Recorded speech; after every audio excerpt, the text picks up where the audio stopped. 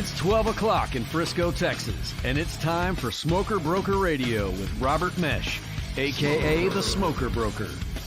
Robert is the owner of Small World Realty and has employed hundreds of real estate agents in his 17-year career. He has instructed and mentored over 10,000 real estate agents at the highly acclaimed Champions School of Real Estate and is considered an expert in Texas residential realty. Robert is also an advocate of true entrepreneurial spirit and has helped many to transition from corporate America into the world of self-employment. And now live from the studio to your world, the Smoker Broker. Hey, welcome to Smoker Broker. I'm Robert Mesh. I'm the guy they call Smoker Broker. Merry Christmas, Happy Hanukkah, whatever it is you celebrate. I hope everything's going fantastic. We are in full gear into the holiday season. We are there. You're late. We're past it. I can't believe it's almost 2021. That's weird to say too, 2021. 2020 was weird, right? So to say 2021, it's even more strange, but we're there. Christmas is knocking on the door. It's going to be a different Christmas altogether. Certainly the holiday season has been different in itself. And I don't think there's one person on the planet that doesn't want this to all be gone, just gone and forgotten like it never happened, which that's going to be impossible. But the sooner the better. I try to keep a positive inflow on things, and even as negative as stuff has been with COVID, there are better times on the horizon. The first doses of the vaccine have been administered, or they're administering them right now to what I understand, the frontline workers out there and to the elderly. So at a minimum, we should see some type of curb in numbers that are coming up here in the next few months as far as a little bit of reduction. But like all the experts say, I think we're still, months away from having anything that's a real impact on the vaccines out there. But it's good news nonetheless. And the fact remains that at least it's there. It's there. The vaccine is there, and they believe it's working. And they think the after effects or the side effects are minimal. So those are good signs for all of us. We're still under terrible crushes with how things are monitored right now as far as businesses still being closed. And, that effect's going to be something that is not fixed for a long time. So we're still suffering. We're still having a hard time. And we probably still have harder times coming up. The economy probably is going to take a pretty good hit in the first quarter. But the fix is in place, and a lot of times that's half the battle, is getting the fix in place so that we can try to get to some type of normalcy of whatever that's going to be. And hopefully the most horrificness is behind us, and we can try to get some type of balance and some type of new state. There's a lot of changes that are going to be going on with this stuff. You're going to see corporations make some pretty big changes as to how they move forward, and we haven't seen those yet. So it's going to be interesting how that works out, how many of the restaurants can pan through. I did notice that this past week they started talking about a second stimulus and a second wave of possible PPP programs and loan programs to support those small businesses that are literally just hanging on by a thread right now. And I don't know whether it's good or bad. It's good if it actually goes to a small business. This crap about it going to larger corporations, I don't know how that ever. I don't know how. We've done this before. We've done this before, so I don't know how it continues to be a problem where a company of X income gets that support. I think if they had to redo all this, they'd go back and say, hey, look, this should have all gone down to these businesses that are like 5 million and below, because that's really where the country runs. So it's very disheartening to constantly see there's abuse in the programs and of higher dollar companies too. I just don't understand that. Never will, never have, never will. But hopefully someday they'll get that right. But the key is to make sure that the smaller folks out there are getting the support they need so that they can continue on, because that is where the majority of this business is done in this country. So let's hope for that. But again, better things on the horizon. Again, people still suffering, people still passing away because of it. It's going to be probably the most lousy Christmas it's been in a long time. And my dad just informed me again, he is going to continue the protocol. He will not, we're not doing Christmas with them. So I'm surprised by it, but I'm also not, I understand if he gets to that level where he's still concerned about it, then it's important. And I know that he is one of many out there that feel like that. So I know if he's going to do it, I know many other people are going to do it. So it's just going to be a different type of Christmas, and, one that's not a great memory, but hopefully it's passing. I hope it's the last time we have to do this. If you really want to look at a real good silver lining, it's maybe that this will become the first time that we start acknowledging that maybe this will never happen again. And we know that other viruses are out there and can be out there. And COVID's obviously a great example of that, but I think we've learned at a minimum, well, next time, this is how this is going to work. And I think we can minimize it. I think that is the real silver lining of this past horrific year, is that we probably learned that there are things we can do a lot better the next time around. So maybe, just maybe, this horrible death sentence for a lot of people, it might be something that we never see again. Maybe it's something that's much more closely knit, and we nip it in the bud before it gets any worse. So anyways, enough of that.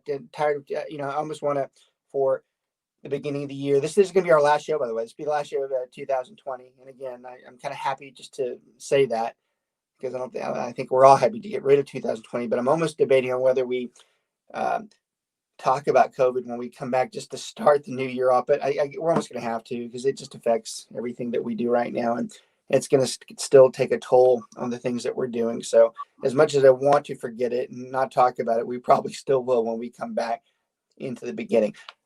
I want to do the show a little bit differently. I've noticed, it's funny, you always have self-observations is something. I was watching a podcast the other day, and I noticed the sponsor was at the end, and that's when we usually do our sponsors, is at the end. And I realized that 90% of the people get off at the end of the podcast. And I noticed that I was one of those. So it made me, you'll never find me to be hypocritical. I call myself out before anybody. And I was sitting there thinking, I go, that's not cool. I go, we need to change that. So we're going to actually start doing our sponsorship at the beginning of the show. Brent, do you mind handling the sponsors for me? Sure. Should I do a Roddy voice? All right. We have two sponsors. You've got a good one. Is our main inspector that we refer our clients to, and our agents choose to use. I mean, we always offer multiple people, but the one we feel really confident with is Martin Cooley with BPG Inspections. He's my go-to guy, and I know several of our people on our team use him.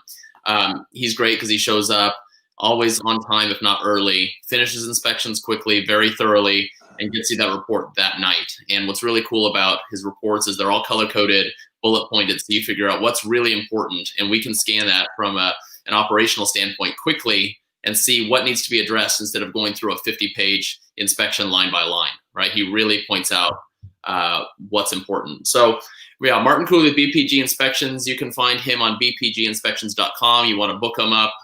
Great guy. His license number is 5595, and you can reach him at 817-401-3240. That's Martin Cooley with BPG Inspections. And what's with the drum roll? I don't know. I just feel like it's the last show of the year. Let's be happy. I love it. Our next sponsor is Greg Holdberg, who happens to be my dad, with Liberator Health Insurance. They have plans that allow you to see any doctor and go to any hospital in or out of network. You can save 40 to 60% on your premiums. Liberator just insured a single mom with 2 kids with great benefits for under $330 a month. These plans offer the largest PPO provider network in the United States that covers hospitalizations, surgeries, doctor visits, preventative health screenings, teledoc, x-rays, MRIs, labs, emergency rooms, and urgent care, and much more. As an independent broker agency, Liberator works with some of the best insurance carriers in the industry to get you the most coverage at an affordable monthly premium. For more information and to get a quick quote, call or text Greg Holdberg, independent health insurance broker, at 214-886-4688, or visit them at liberatorhealthinsurance.com.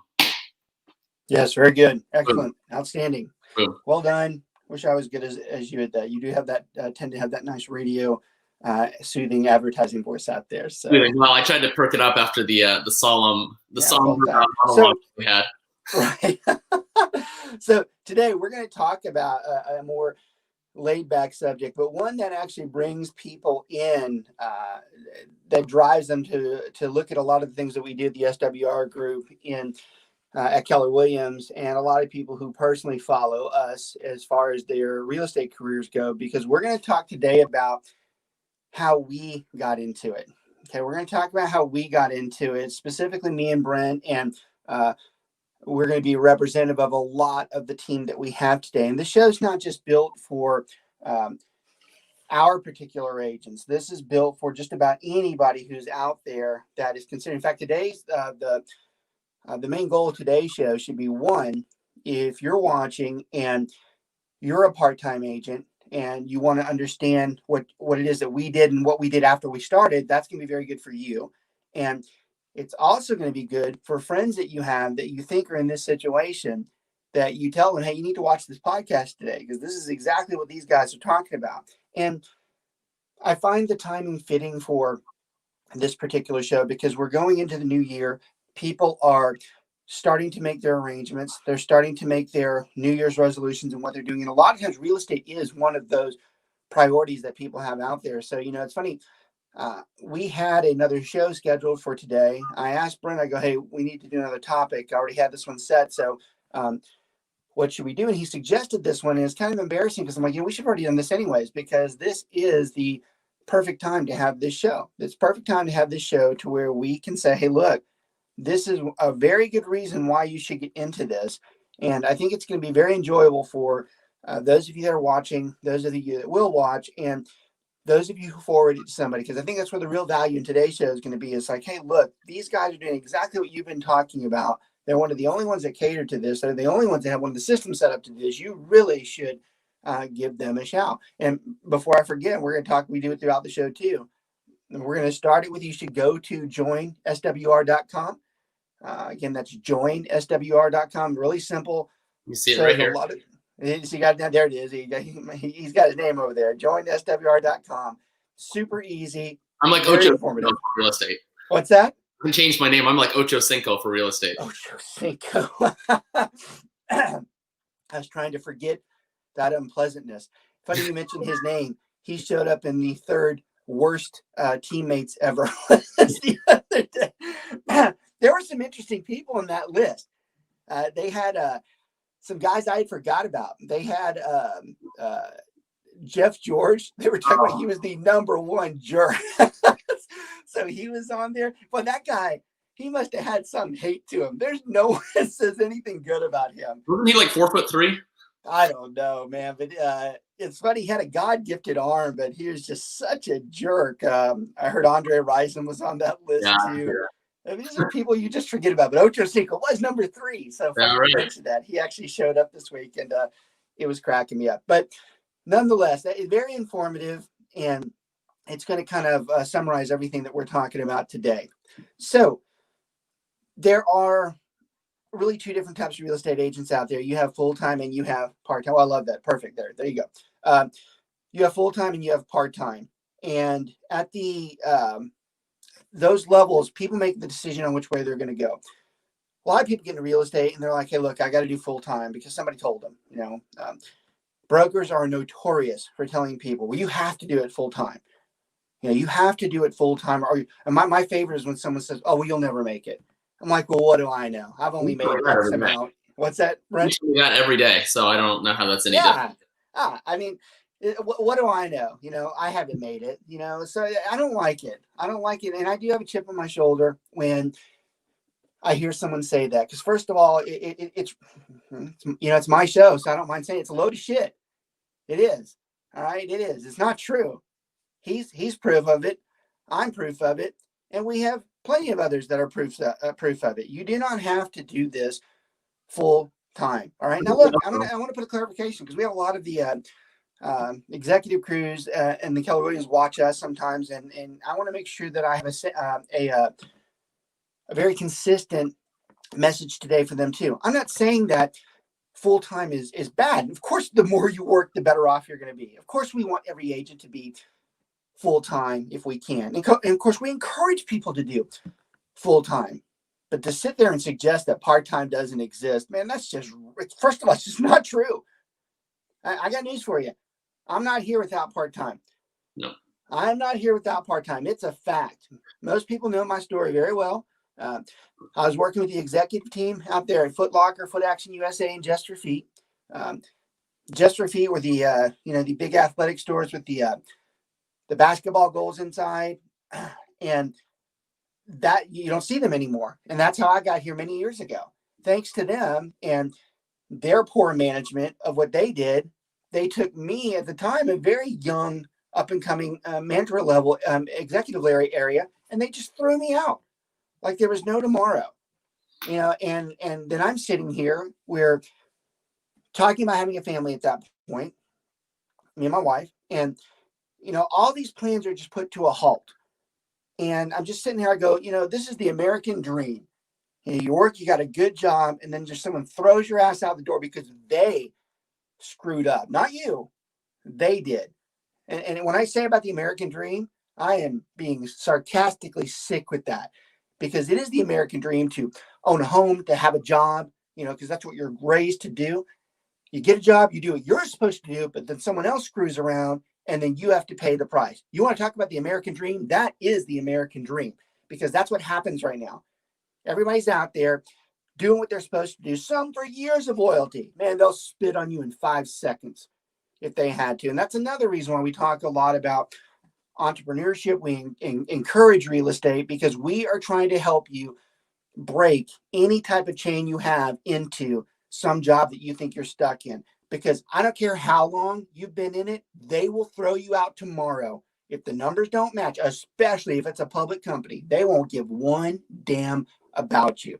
It's a true statement. There's not one CEO in the world that can come sit across from me and tell me they wouldn't snap their fingers and do it in a heartbeat. You are always at risk every day, no matter how long you've been there, no matter how valuable you are to the organization. It only takes one snap of a finger from someone who probably just got hired 2 or 3 days before, or maybe even 2 or 3 weeks before. Usually they give them their little gracious period where they go in and they're really nice to everybody. And then 2 months later, they just start emptying everybody out. They throw everybody out there. Everybody who's ever built the company knows what the company is, knows what it does. They throw all them out and they bring somebody in who doesn't know a damn thing about it. They're just smart. Let me tell you, you can be as smart as you want. If you don't know how the stuff works, smart ain't going to work in that environment. And that is what happens in a lot of the modern corporations. You see this a lot too, and I have a little bit of experience with this because that's a lot of my background, but you'll see this with the CFOs. And I'm going to put a disclaimer on this too. I have a lot of friends who are CFOs, and a lot of those friends are very good at what they do, and they're competent at what they do. But I'm going to tell you, they are the few and far between, because a lot of times it's that individual, that CFO, that gets pushed through, and because they know the numbers, they put them in the operation side. I'm going to tell you, that's usually a bad mix. It's usually a bad mix when the accounting guy starts doing the operation side, unless the accounting guy had operations experience. Because if you don't have ops experience, it's very hard to detail. Make no mistake about it. In any organization, it's the ops that run the damn thing. The reason why the company works is because the operation people do it.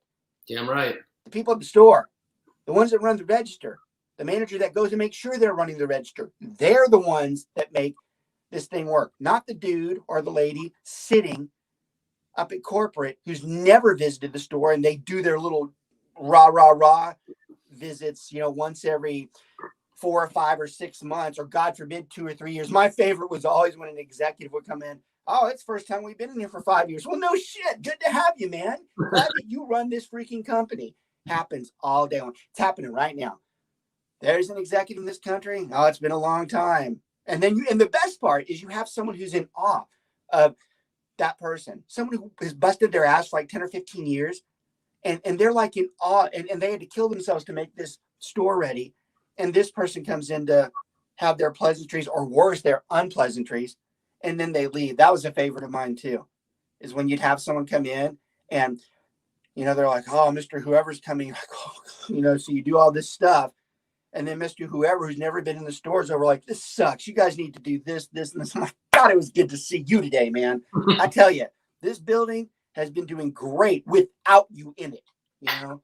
So there's a terrible distrust and lack of effort in those corporations. Now, you might think this is kind of a stepping stone or a chip on my shoulder, and it is. You can tell by the tone of my voice, but the message is actually more clear with what we're talking about today. We know that happens. We see it happen all the time. We know the majority of the people that we have on our crews that are in a lot of other crews, and whether they're looking for a new crew, we know that they go through this. We know it. We know the majority of the American population goes through this scenario. We are offering you an out. It might not be right now, but it's an out that where you can start doing something and build it up to where you don't have to listen or worry about that other person anymore. And that, in a nutshell, is how we got here. It happened with me. I got thrown out. I had a little bit of time to do what I needed to. Started looking at the things I thought I could do good. Real estate was the furthest thing on my agenda. In fact, I will tell you, most of the time, my real estate career is an absolute accident. I had no intention of doing this. This was not my background. It's not my trained field. It's nothing in my family. My family has no real estate background. And it is the most awkward place that I ever thought I would have been. Yet here I am 20 years later, and I could not be happier in what I've done. This is all because I too started it part-time. I eased into it. Now here's we have lots of takeaways on the show. Here's one of the first ones. When you start getting into this, we know that a majority of you cannot make the income you need to in the first year or two to satisfy your requirements at home. We know it. There's a very small percentage that can. Now, a lot of the brokers don't like when I say that, because a lot of the brokers are out there always talking about that, you can make $100K in your first year. And I got to tell you, it bothers me when people do that, because there should be a huge disclaimer going, yeah, it can happen to less than like 2% of you, because the rest of it, it's going to take time. And it's pure common sense. It's pure common sense that it takes time. What the hell makes you think when you start doing real estate that everybody's going to start using you? Why would you? That's almost an arrogant perception. Yeah. When someone says they're going to make $100K. I'm like, how do you figure? I mean, do you think the people who know you are just going to be like, oh, Brent's doing real estate, we should use him? Brent, what's a big falsehood in I love it. I love how he's doing this these days too. So Holly's out there listing. My story is almost identical to Rob's. Corporate retailer climbing the ladder. One day they closed, and so sorry for you. Yeah, Holly's being polite. It was more like, hey, tough shit, you can leave now. And, we wish you well, but we don't, because we don't care. And that's exactly right. So I love that. I love how he puts those up there too, because I can't check the chat all the time. So I love it when those come up, because they're relevant to what we're doing. And it's a fact that those are the things that are happening. It's not just to us, it's to other people. So Brent, talk about the falsehood of when someone comes in and we tell them that they're going to make all this money. Expand on why is that not true? What is the mere point of what they're having to do that's going to keep them from probably doing that? Well, I mean, they're going to have to spend so much time prospecting and growing relationships, because, with such a big asset like selling your house, rarely do you just hand the keys off to somebody that you've never met before. So we have to really grow your relationship and establish trust. So that takes time, guys, especially if you want to do it the right way. I mean, you can go off and pay for leads and stuff like that, but that's going to cost a lot of capital, and those people aren't loyal. I forgot what I was asking. What I was really asking, it's my fault because I went the other way with it, is when tell them about the falsehood about who they think is really going to help them, who probably is the furthest people from helping them. That's a good one to talk about today. Oh, I mean, they assume that the broker is going to help them? No, that's the second one. Talk about family, how they think that family's going to do it. Tell them how I feel about that. Well, yeah, I mean, they assume that family's going to push all their business through. And what's the real truth about the family when they look at you? They know you. They know you. And they know damn good well you haven't been doing it. They know you're brand new. Yep. Even your parents are like, yeah. Should we use Brent? He really hadn't sold a damn thing. So I don't know what people who know you most likely will use someone. So look, Mel knows too. People who know you most likely will use somebody else. So that's twofold too. One is because of what we're talking about. They don't think you're ready. All right. And because they know you and they know that you don't have the experience yet. So that's one. The other side of that, and I'm glad you put that out there, Mel, is when they don't want you to know their personal backgrounds. They don't want you to know what you have out there. They don't want you to know their finances. They don't want you to know their debt. And a lot of times that's a very true statement. A lot of people will go through somebody else because they just don't want you to know their personal information. And that can be very heartbreaking when you start real estate. Okay. So I'll give you another takeaway too. And this is a huge one. And all my agents know it because we teach them from the beginning. Don't ever worry about someone spurning you, because it's not going to be the last time. It's going to keep happening over in your career. It can be very disheartening, but when you have a friend, or even worse, a family member that uses somebody else, there's most of the time reasons for it. And most of the time, those reasons aren't because of you. It's hurtful, but the best takeaway I can give you from it is you acknowledge, hey, that's great. Let me know if I can do anything for you. Let me know if there's any help that you need outside of that. I'm always here for you. Because what you'll find, and this is a fact throughout most of my career, that one individual, they might not use you for them, but I promise you, they got no problem sending people your way because they still do care for you. And they're still close in your family. So they're not trying to hurt you. They just didn't want you to see their stuff. So a great takeaway from this is to always tell someone, don't go the negative route with them. Take the opposite. Answer their questions. Say, hey, that's great. Acknowledge it. Don't hide from it. Believe me, they feel more guilty than you do about it. Well, some don't. Some ask you to bring buyers to them. We have seen the occasional person that will double down. I had someone the other day who recently did not reuse me. They had used me in the past, and they used someone else, and they called asking me a real estate question. I was like, yeah, all right. And just true to my word, I was like, hey, yeah, no problem, man. Hey, how's the new house going? I answered the question, but I made it very clear, super uncomfortable that you decided not to use me. So yeah, sometimes the people that we think are going to help us are not the ones who are going to help us. They're not the ones. So it makes it a more difficult aspect when we get in there. We're trying to build this up, and we're like, well, that's the first slam in the door phase. We know it's going to take time. We actually encourage the fact that because it's going to take time, that you should have something going on the side to get up and going. That is one of the things that the SWR group at Keller Williams pushes more than anybody in this country. And, hopefully you appreciate the fact that the reason why we push it, it's not like we woke up some morning and went, yeah, it sounds like a good idea. I lived it. I did it. Brent, how's the guy that says that? Yeah, I know the product because I'm a customer. Who is that? The guy that does that? I'm also a client. Yeah, right. So that's me. Because I did. I lived it. I knew how it worked. I didn't just dream this damn thing up. I knew how it worked. And I did have to take a couple years before I got to decent income. And I would not have made it had I done it part-time or full-time. So I'm a very good example of someone who did have to have dual career status to get going in real estate. And I'm going to tell you, there's more of me than there are the other types of people out there. There's more types of real estate agents who are just like me when it comes to they could not have done it without their other job. Now, one of the main parts of this show today, and I hope it's what gets out there, is that you use this podcast to send it to someone who's in a situation and you tell them that, look, this guy is very supportive of that. He did this. He knows that it had to be done that way. He knows that you can do it and be successful with it.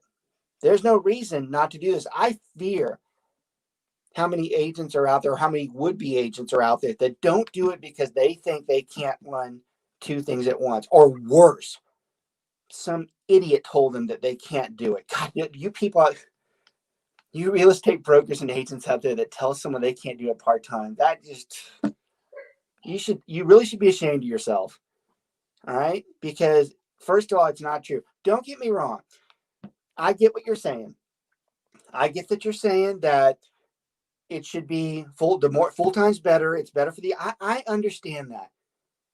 But to tell someone they can't do it is just, you're keeping somebody from basically having their lifetime job, and you're lying to them because you're not right. You're not right. We've got way too much proof that you're not right. Well, but there is some examples of agents trying to do it part-time in, brokerages where there's no support, and they're right. They can't do it. How do they know? It's very. So that's a great point. You do have a lot of brokerages that say that we'll take a part-time agent. You want another takeaway from the show? Big difference in saying that you take part-time agents versus catering to a part-time agent. Mm-hmm. Two different worlds. Merely saying you're going to take somebody doesn't mean a damn thing. You have to have the systems in place to support that person. And even more important, you have to have someone who's done it before. You have to have someone who knows that that's how that works. How the hell can you teach someone to do part-time real estate if you've never done it yourself? How do you don't know what it's like.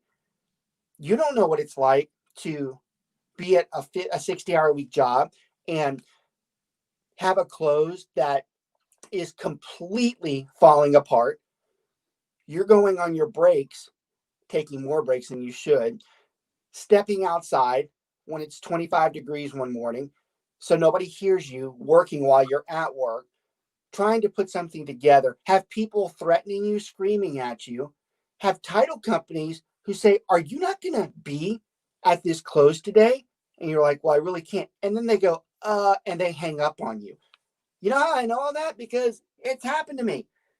All of this happened to me. I know what it's like to have a full-time job and do this on the side. And I will admit, those days were dark because nobody would freaking help me.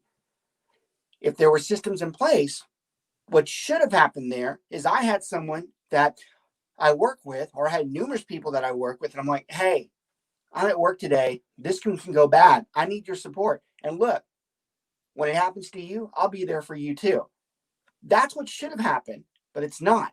It's not there. And when you don't have that, you don't have someone who says they take a part-time agent, but they don't cater to it. That's what you end up in.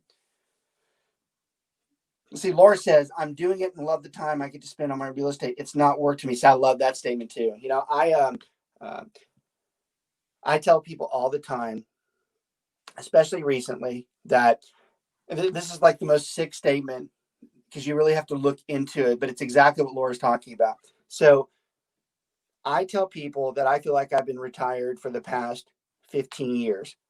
Now, I say that because that's how much I love the job that I do. Reality, I carry anywhere from 65 to 80 hours a week. If you log the amount of times I'm on calls, appointments, and putting out fires, helping somebody else, recruiting, if you put everything together, it's about 65 to 80 hours a week. And I don't consider hardly any of that work. In fact, the only thing I consider work is when I actually physically have to go and show something, which I don't do very much. One, because this guy over here helps me a lot with that. And I have others that help me too with it. But if you put it all together, those are the times that are tough for me because that's work. That's work. I actually have to go out there, and that's work for me, and that's very hard. But all the rest of the stuff, I do it in a heartbeat. I got no problem with it, and I love being a part of it. And I love it when an agent comes on and they say that, because I'm going to tell you right now, that's a good key to success, knowing that it makes you happy. And believe me, we have bad times. There are days that you won't, feel like that, but those are so few and far between that you learn to adapt and love it. So I love when someone says that, because I can tell you, it only gets better. You only get better at what you do, and the problems are less, and the happiness is a lot more. So I love that comment coming through, because I really don't feel like it's work. I feel like it's something that I enjoy, and I can do that because I started part-time, because I'm able to have so many things going on and still conduct my real estate business. So let's talk a little bit about, because some people, especially if they're brand new to this, or especially if you forward this podcast to them, some people are like, well, how does that work? I mean, how can you do it part-time? If you've got a 40-hour-week job. Brent, I want you to talk about what are some of the things, talk about the expectation is not doing all the things they think, go on along the lines of, that statement where somebody comes on and they say, hey, what does my first day look like? I'm like, oh, you should be asking what my first 6 months look like. Start talking about that so they can get a feel for how they can have another job, but they can still be doing this and doing it efficiently. Yeah, I mean, most of your day-to-day business will be just reaching out to your database, right? Reaching out to contacts, family, friends, anybody you know, and let them know that you're in the industry, that you're looking to help them with buy, sell, or invest, or if anybody that they know is looking to buy, sell, or invest. Occasionally, once a week maybe, you'll have to find time to do some networking, but it's not something to where you're going to have to sit in an office all day making calls and going out showing, because you don't have that pipeline yet. So, you can be effective if you write emails early in the morning, and after you're done with work, you can make your calls, because to be honest, your clients are working too during the day, and they're not going to have time to talk to you during the day. So you can make your calls at night, and then schedule your showings if you get some for the weekend and evenings. And we're always big on our firm, like Robert was saying earlier. If there's any time that you're not able to show, call one of us, call another agent, and you can either pay them a small fee to help you out, or you can have an agent that you kind of help each other, and you guys are always there for each other, and it just is. Brent, talk more about the. You hinted on it, but more specifically, when people talk about full time, he talked about the reason that it's not as full time as you think. The people that need us to go show houses and list their houses, guess what they do from 8 to 5 most of the time? They work too. So most of the time when they need us is the time where we're at work as well. Yep. Yeah, it's not just it's not just a matter of we're doing it when we want to. Most of the time we're doing when they need us to. Well, and a fact that gets overlooked is when you have a full-time job, that's your pipeline. That's your database right there. All those coworkers are going to be buying and selling at some point. And so I think that is something that gets overlooked a lot. Yeah. So, if you want to throw something back at the person who says you'll never make it, I mean, like a lot of their first deals come from where they work. All of mine did. Yeah. All of mine did too. First 2 years, by the way. Yep. Yeah. First 2 years are all from work. So that's another thing to look at is, especially if you're in a real people endorsed type of job where you have a lot of people that work with you and a lot of people who like you. That's another reason why this might be important, that you're trying to do something like this. It can be done. Brent, go more into the hours, the time frame.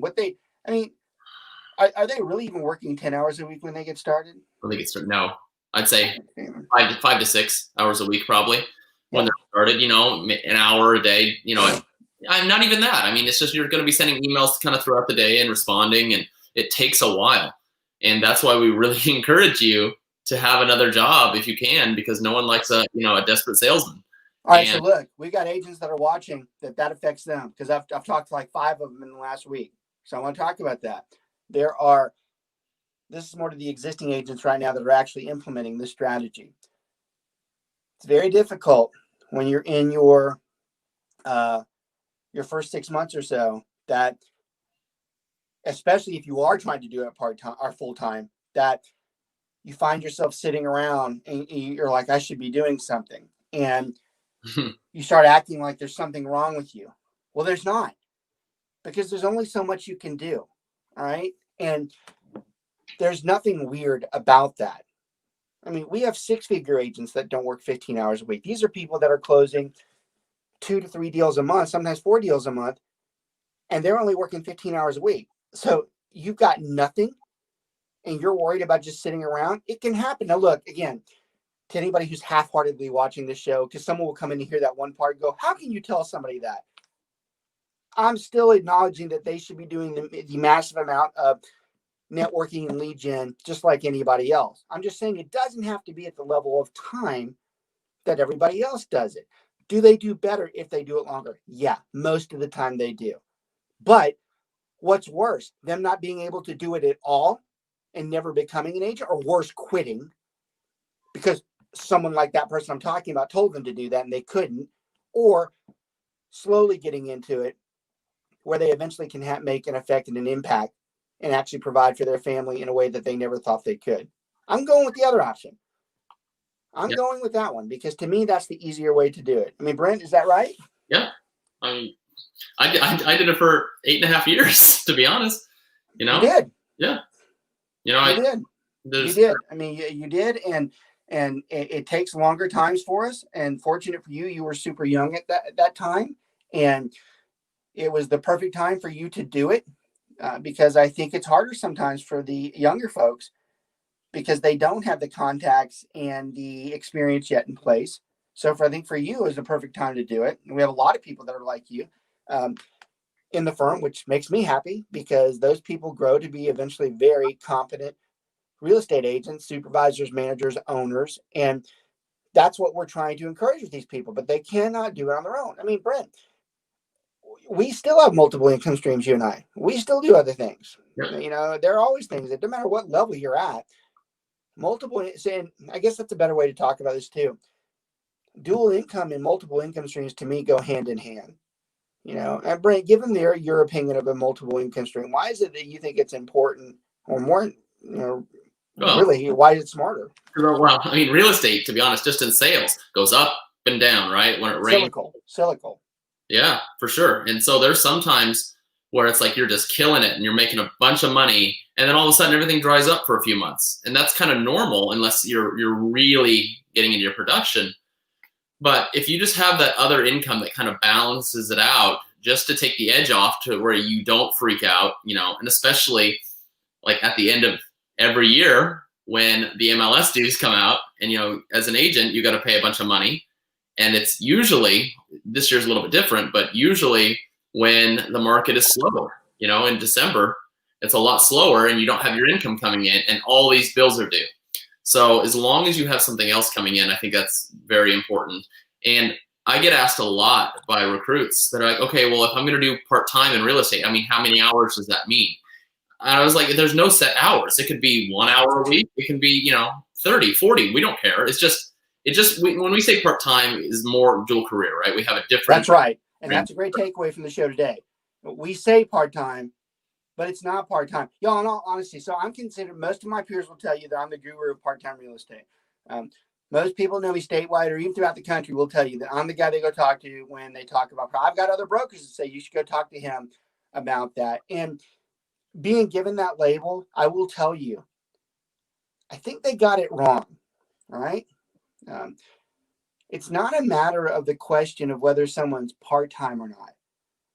I think the real question becomes, are they really full-time? Mm-hmm. Because who's full-time? How many agents are full-time?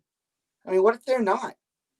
What if they are someone like Brent, who doesn't have to be full-time if he chooses? Now, he is, but he doesn't have to be. I can tell you I'm not all the time. What's the point?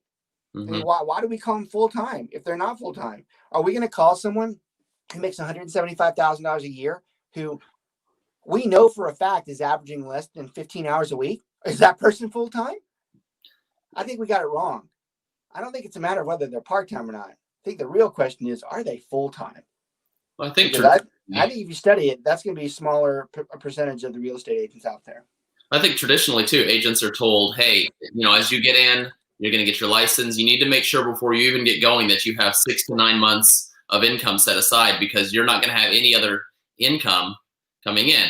And it makes sense at first, but sometimes it takes longer than 6 to 9 months to really get your thing going. So you have no income and you're watching that savings just dwindle down.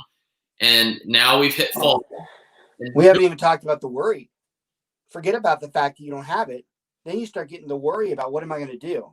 And that's why we encourage the dual career. We don't want you doing that.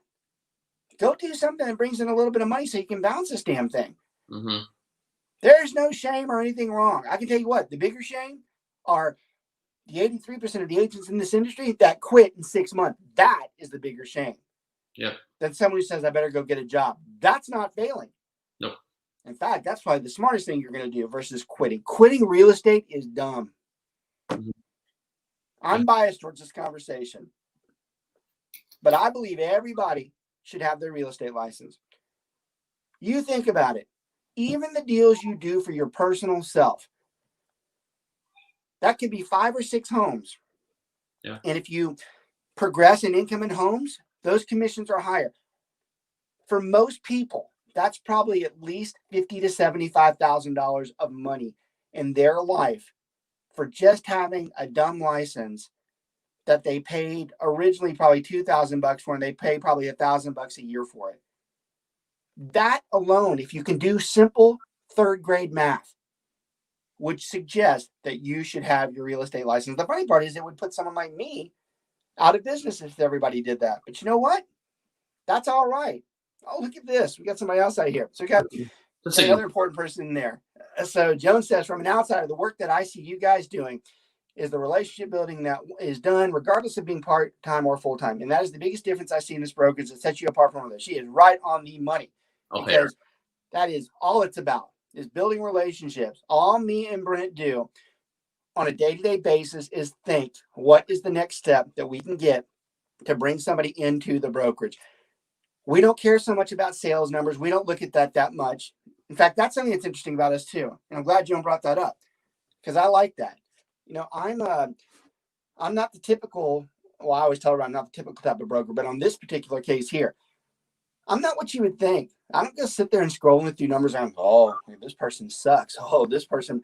That is not my day-to-day. In fact, I think a lot of people would be surprised to know something about me. I really am not even sure of my numbers until the end of the month. And even then, sometimes I'm like, oh, okay. Oh, yeah. That is not what someone in my position should be like. But here's the thing. And it's exactly what she said. First of all, I don't give a damn how much money comes in, because the money should be there if I already did what was right in the first place. If I did the things that I'm supposed to do on a day-to-day basis, that should never be a problem.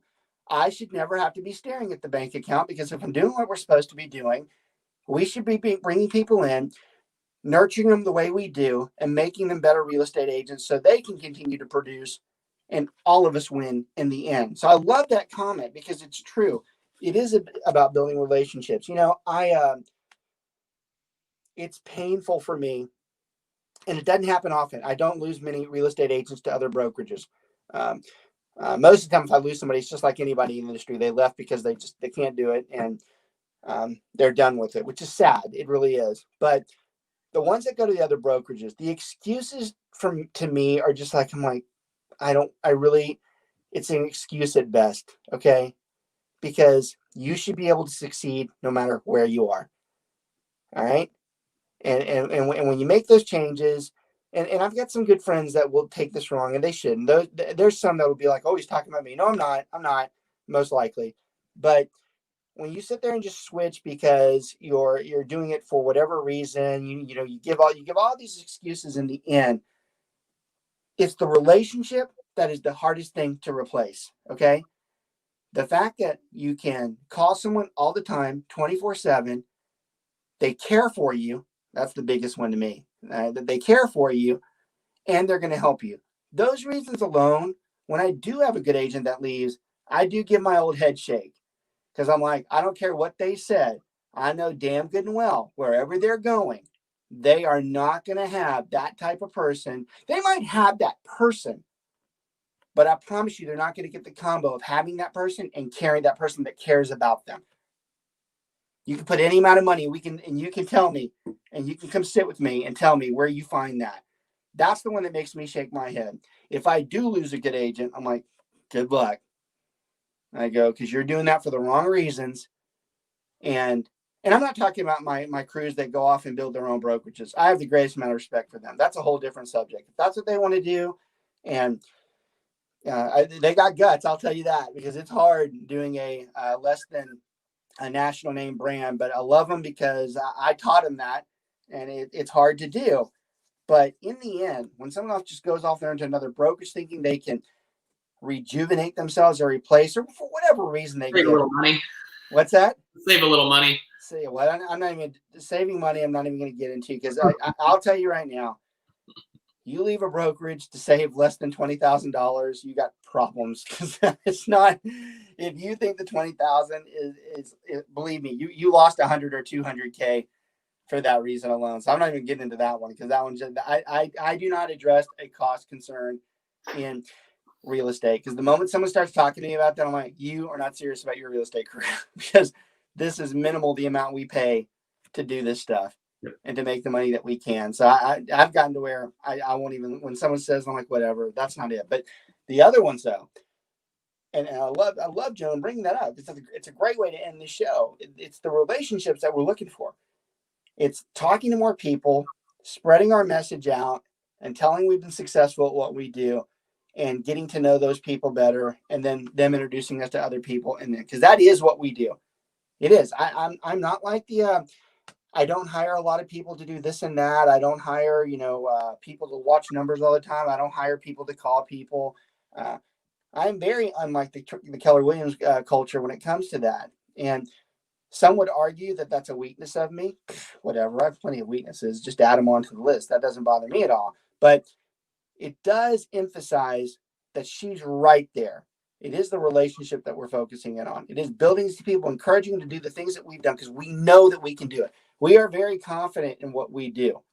The stuff that we tell you, this isn't made up. We know it works. We know you can do it. These aren't like Advocare ads. Oh, you can do this on that. We know for a fact it works. All you got to do is go in there and do it. Or you got to tell someone who's thinking about doing it. And that's where we're going to end the show. We're going to talk about the fact that it's a great way to end the year too. Goals are coming. Nobody ever likes their regular job. And even if they do, they're probably lying to you. They're just saying it under their breath. There's always other alternatives out there. Real estate is one of the number one alternatives for you to continue to let you live your life the way you want to, but actually start building something that's very meaningful, that actually might get you to a point where you don't even have to do it yourself and somebody else does it, and you're still relevant in the world. That is a huge opportunity for every single person out there. The corporate world is awful. Nobody can stand it. Nobody likes them. And wait till this. You just wait. You just wait for what's coming up. Because I'm going to tell you right now, and I love this, is a great way to end. You mark my words. Listen to what we're telling you right now.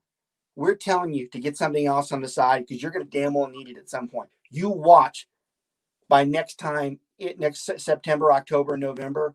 You watch what's happened with the corporations and come back and tell me whether this isn't something that you should have pursued. Everybody that watches this today, whether you watched it for yourself, if you know somebody that's in that boat, or you know somebody that should be in that boat, you should tell them, hey, you really ought to watch that show. Those guys seem to have some understanding as to what they know. They actually seem to have some understanding as to what's going to happen.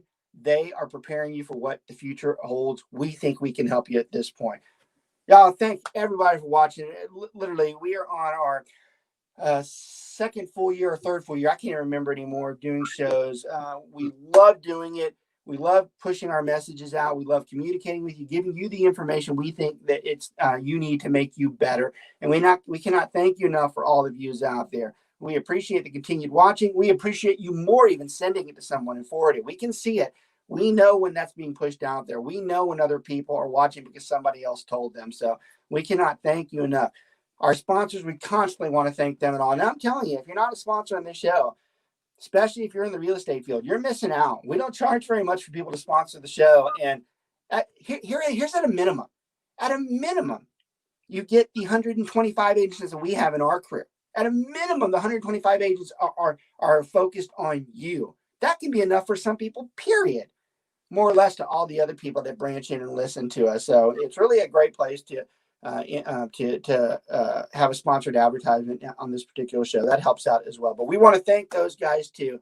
Again, everybody, happy holidays. Let's do more for Happy New Year. Let's get into it. Let's get into New Year. This will be our last show. We're going to be off the air for a couple of weeks, but we will be back rejuvenated for the beginning of January. Hopefully a new year and a better life. You guys take care. Thanks again for everything. See ya.